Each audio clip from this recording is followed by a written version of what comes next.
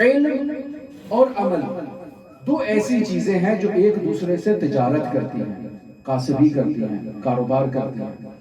انسان علم حاصل کرتا ہے، علم پر عمل کرتا ہے، عمل کے نتیجے میں علم اضافی ہو جاتا ہے۔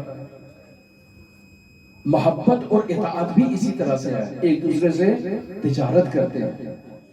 انسان میں عشق کی چنگاری ایجاد ہوئی، اس چنگاری کا لازمہ یہ ہے کہ حسین کے فرش عزا پر بیٹھ کر وہ خود کو حسین سے ملا دیتا ہے، تشبہ قرار دے دیتا ہے، عمل میں، گفتار میں، کردار میں حسینی بننے کی کوشش کرتا ہے۔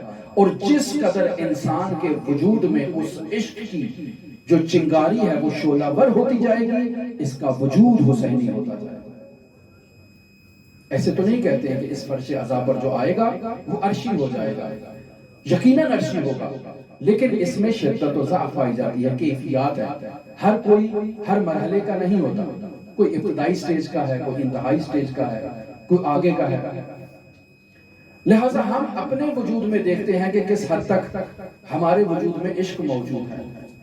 اگر علماء کرام کا ذکر کیا جائے، بزرگان کا ذکر کیا جائے، تو بزرگان خود کو اہل بیت کے تشبہ قرار دینے کی کوشش کرتے ہیں، ان کے نقش قدم پر چل کے اپنی ظاہری ان کا جو حلیہ ہے، جو ظاہری ان کا قیافہ ہے، جو ظاہری ان کا جو ظاہر چیز جس کو دیکھ رہے ہیں، ان کی شکل و شمائل، ان کا لباس، ان کی چال ڈھال، ان کی گفتار، بولنا، یہ سب کاپی کرتے ہیں اہل بیت کو، تاکہ اگر کوئی بھی شخص دنیا میں کسی شیعہ عالم کو دیکھ لے تو وہ یہ کہے کہ یہ جس ہستی کو ماننے والا ہے وہ کوئی بہت عظیم ہستی ہوتی اپنے کردار سے۔ لہذا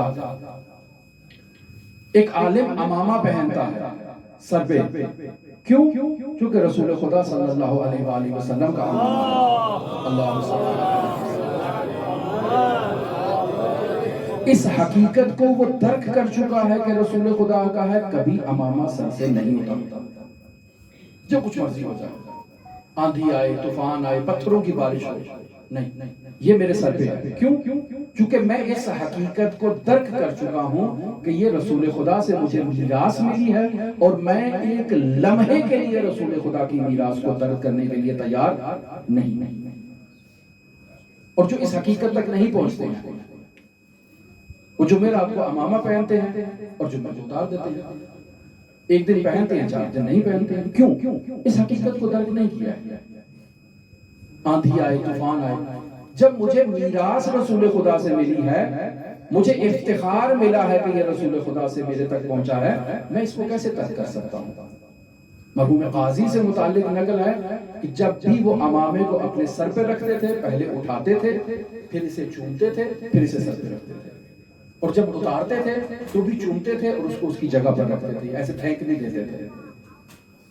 شہید نواب صفوی، پھانسی پہ لٹکانے کا وقت آ گیا، کہا ان کو پھانسی پہ لٹکا دیا جائے، کہا میری آخری خواہش تو پوری کرو گے، کیا ہے؟ میری دستار رسول خدا کا امامہ لا دو، میں اس حالت میں امامہ پہن کے تختہ دار پہ جانا چاہتا ہوں، اس کے بغیر نہیں جاؤں گا، یہ میری آخری خواہش ہے۔ کیوں؟ چونکہ یہ مجھے رسول خدا صلی اللہ علیہ وآلہ وسلم سے میراث ملی ہے۔ لہٰذا انسان اپنے وجود میں اس تشبہ کو ایجاد کرے، اس کیفیت کو ایجاد کرے، پھر دیکھے کہ اس طرف سے کس قدر کشش آتی ہے جو اس انسان کو اپنی طرف کھینچتی ہے، اور اس انسان کو اس فرش سے عرش تک پہنچا دیتی ہے۔